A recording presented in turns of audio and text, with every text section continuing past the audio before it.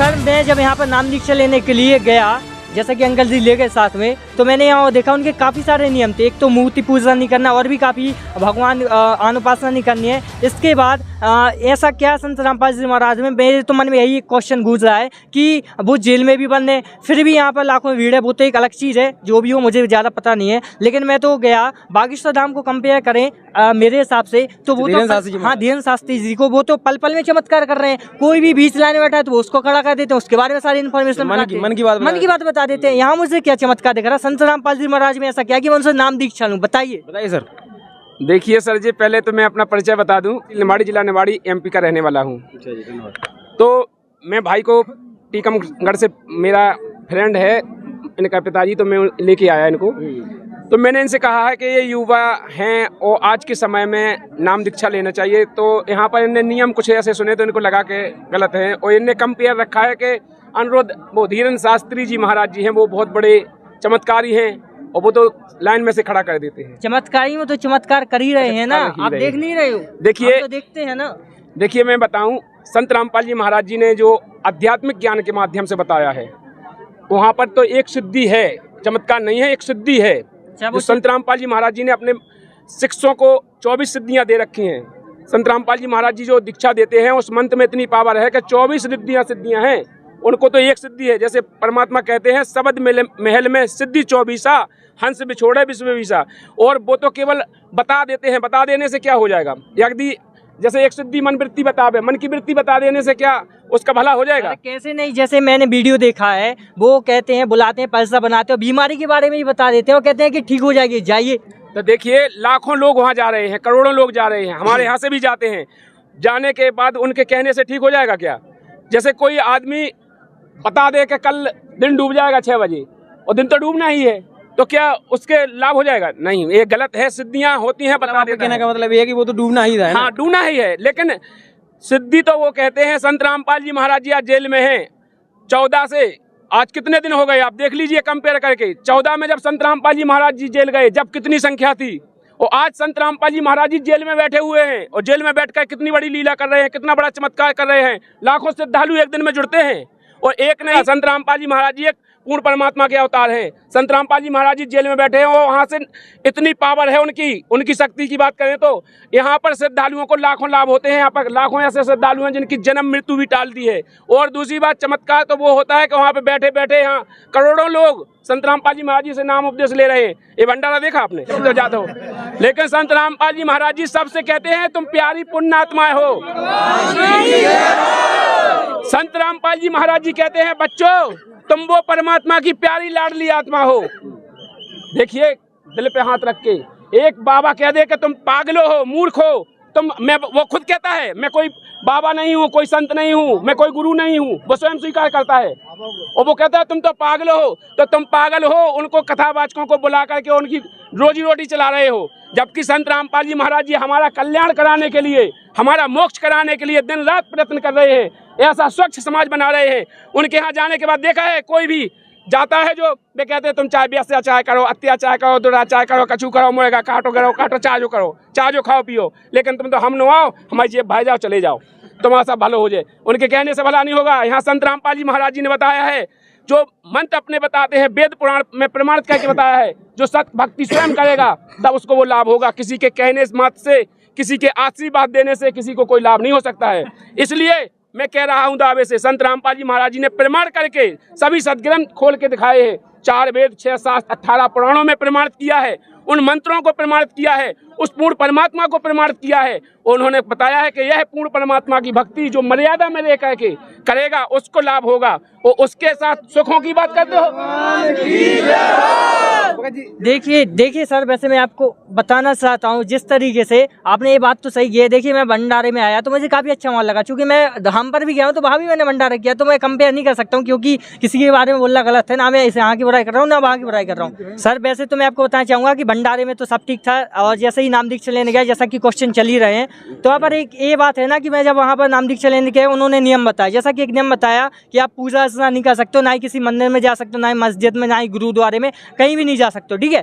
और फिर यहाँ पर जैसा कि चर्चा हो ही रही है, तो यहाँ पर बताया देवी देवताओं को छोड़ो, तो मैं राम पर जाता मैं तो हनुमान जी को मानता था, फिर ये भगवान बताने कबीर साहब को, तो मैं यहाँ कंफ्यूज हूँ कि मैं हनुमान जी को अपना भगवान मानूं कि कबीर साहब को। आप बताइए इस बारे में, मैं कंफ्यूज हूँ। बताइए सर। देखिए सर, जैसे कि कोई कह दे कि जाओ मैंने तुमको 5 एकड़ जमीन दे दी, मौखिक कह दे, तो क्या वो मिल गई आपको? लेकिन कोई रजिस्ट्री करके आपको 1 एकड़ दे दे और वो कहे नहीं रजिस्ट्री करके दे दे, और वो कागज आप जा करके अपन सरकार में ले जाएंगे, तो आपको वो मिलेगी कि नहीं मिलेगी?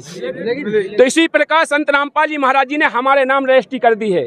संत रामपाल जी महाराज जी ने सभी सदग्रंथों में खोल करके प्रमाण किया है कि कबीर साहब ही पूर्ण परमात्मा है। 4 वेद, 6 शास्त्र, 18 पुराण, गीता, भागवत, कुरान, सभी सदग्रंथों में, हिंदू धर्म के, सिख धर्म के, मुसलमान धर्म के सभी ग्रंथों में प्रमाणित करके संत रामपाल जी महाराज जी ने कहा है कि कबीर साहब ही भगवान है। और उन्होंने तो ये तक कहा है, जिनकी बात तुम कर रहे हो, सभी जितने भी पृथ्वी पे धर्म गुरु हैं, संत रामपाल जी महाराज जी ने चैलेंज रखी थी कि आकर के हमसे डिबेट करें, और यदि वो हमारे क्वेश्चन को गलत कह दें और वो कहें कि तुम्हारा ये भक्ति गलत है या तुम्हारा ये रास्ता गलत है, तो मैं अपने प्रमाणित करके दिखा दें, मैं अपने रास्ते को बदल के मैं उनका शिष्य बन जाऊंगा।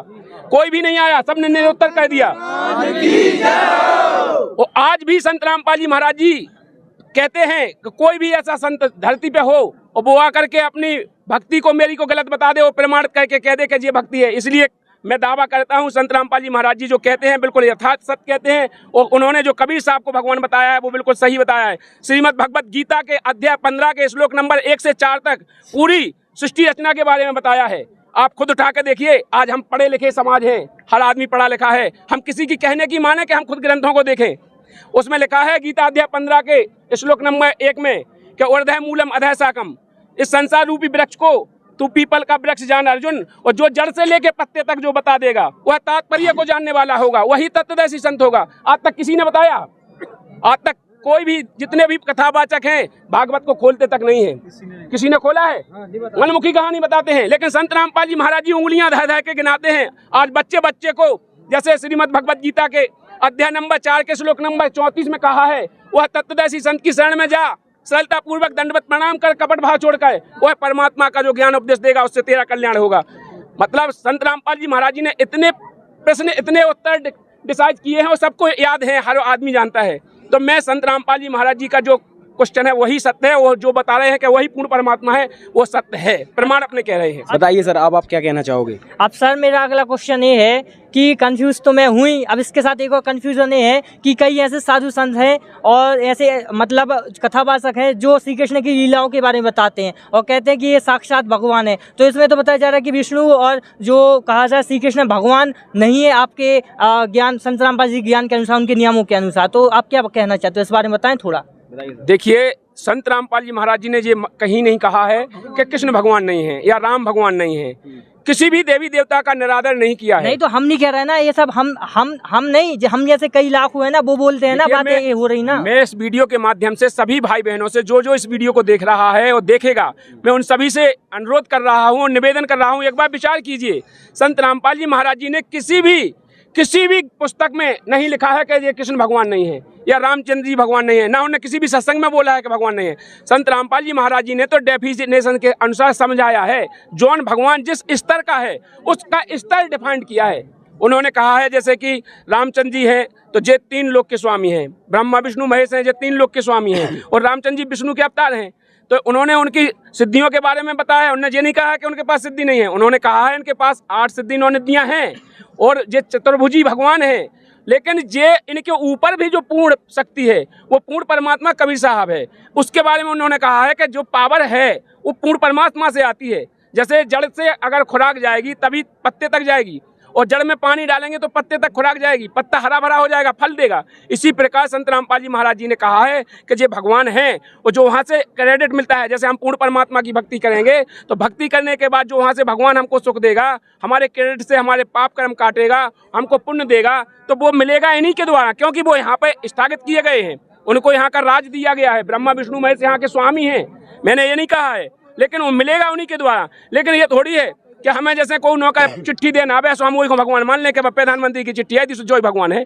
ऐसा गलत है, बिल्कुल इसलिए गलत है कि हम जिनको ब्रह्मा विष्णु महेश को भगवान मानते हैं, लेकिन वो हमारे जहाँ तक के स्वामी हैं। जैसे हम सरपंच है, सरपंच को प्रधानमंत्री मान लेगा, नहीं मान सकते हैं। प्रधानमंत्री जो हमें जैसे ओते से राशन दे रहे हो आज पूरी भारत में, और प्रधानमंत्री कोटा से आ रहा हो और हम का क्या कहते हैं कि सरपंच दे रहे हो, हमें सरपंच को पूजन लगे, बताओ आप लोग। चलिए ठीक है, इतना आपने क्वेश्चन मैंने आपने आंसर दिया, अच्छी बात है। अब मुझको इतना तो नहीं पता, लेकिन मेरा अगला सवाल ये है कि अन्य जो साधु संत हैं वो बताते हैं कि विष्णु जी और भी जैसे हो गए श्री कृष्ण और जो कहा जाए शिव जी, तो इनकी मृत्यु अन्य संत बताते हैं नहीं होती, वो तो पूर्ण परमात्मा है। और आपके यहाँ पुस्तकों में लिखा है कि उनकी मृत्यु होती है, तो ये क्या हुआ, ये कौन सी बात हुई, आप बताइए इसको जरा, सब लोगों के मन में क्वेश्चन है। देखिए क्योंकि ये कंफ्यूज है काफी ज्यादा, मतलब जो और कोई संत और कुछ बताता है, आप संत के संत जो हैं और कुछ बताते हैं। इसीलिए मैं कह रहा हूँ कि जैसे कि कोई कह दे, जैसे कहने मात्र से नहीं माना जाएगा, प्रमाण सहित माना जाएगा। नहीं तो आप प्रमाण में बताइए कि कैसा क्या सिस्टम है, थोड़ा विस्तार से, चाहे टाइम हो जाए। हाँ बिल्कुल विस्तार से। संत रामपाल जी महाराज जी ने श्रीमद् भगवत गीता, देवी भागवत पुराण, कई ग्रंथों में प्रमाणित किया है, उनमें स्पष्ट कहा है, जैसे श्रीमद् देवी भागवत पुराण में लिखा है, स्पष्ट लिखा है कि वो कह रहे हैं कि मैं शंकर हूँ और ब्रह्मा विष्णु महेश को रचने वाली तुम ही दुर्गा हो, तुम ही शिवे हो। आप उठा के देखिए, और तुम तो जगत की रचने वाली हो, तो मैं भी क्यों तुम्हारा बालक नहीं हुआ, तुम ही तो मेरी माता हो। तो स्पष्ट जो स्वीकार कर रहे हैं कि ब्रह्मा विष्णु महेश स्वयं का तुम मेरी माता हो, तो माता कौन होती है, जन्म देने वाली। तो वे खुद कह रहे हैं, यार हम क्यों माने, वो तो खुद ही कह रहे हैं कि तुम मेरी माता हो। अब इस जैसे जो स्वीकार ही कर ले कि तुम हमारे माता पिता हो, अब उनकी जन्म मृत्यु तो होते जब तक वो माता पिता है। तो अन्य संत जा भी बोला थे ना कि उनकी मृत्यु नहीं होते, लेकिन इतने पे मृत्यु होते है। अरे तो वो तो मनमुखी, वो तो दंत कथा के आधार से मनमुखी कह रहे हैं, ये तो प्रमाण कह रहे हैं। तो अब प्रमाण मानोगे कि दंत कथा से मानोगे? देखो प्रमाण तो सब मानते हैं, क्योंकि हम कहीं भी कुछ भी पढ़े तो हम प्रमाण के साथ ही। अगर अपना आधार कार्ड बनवाते हैं उसमें अपने पिता की बल्दियत डराते हैं, तो हमारी बल्दियत पिता की उस आधार कार्ड से मानी जाती है, ना कि अगर कोई कह दे कि उनके पिताजी को तो खचोरे ना हो तो हो जाए। हमारा आधार कार्ड देखा जाएगा, उसमें जो प्रमाणित लिखा है वो माना जाएगा। इसी प्रकार हमारे सदग्रंथों में जो लिखा है, हमारे सदग्रंथ कह रहे हैं कि ब्रह्मा विष्णु महेश की मृत्यु होती है, वो स्वीकार कर रहे हैं कि हम तो अजन्मे हैं, हमारी तो मृत्यु होती है, हमारा तो जन्म मरण का कष्ट है, वो स्वयं स्वीकार कर रहे हैं। और संत रामपाल जी महाराज जी प्रमाणित करके भी दिखा रहे हैं। अब आप लोग इसको डिसाइड करें ना कि हम पढ़े लिखे होने के बाद भी हम अंधविश्वास को पट्टी बांध ले, तो हम कैसे माने। अब अगर हम पढ़े लिखे के बाद भी दूसरे की बात माने, हमको तो देखना चाहिए। अब आजकल अपन पढ़े लिखे हैं, बच्चा अनपढ़ होने के बाद भी मोबाइल चला रहा है, इंटरनेट का जमाना है, हर कोई इंसान देख रहा है। तो हमको अब देखी और कहीं सुनी भक्ति से काम नहीं चलेगा, अब प्रमाण से काम चलेगा। बहुत दिन हो गए इन लोगों ने, बहुत दिन अपन को भ्रमित कह दिया, अपने पुरखन को डुबा दिया ने, लेकिन अब नहीं डुबा पाएंगे।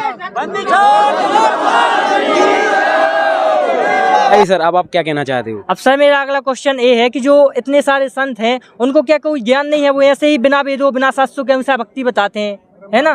तो सर उनका कहने का मतलब ये है कि जितने साधु संत हुए हैं, बड़े बड़े शंकराचार्य हुए, मठाधीश हुए हैं, क्या आज तक वो ऐसे ही बताते रहे, क्या उनको कोई ज्ञान ही नहीं था क्या? देखिए, आज जगत गुरु तत्वदर्शी संत रामपाल जी महाराज जी ने प्रमाणित करके बताया है।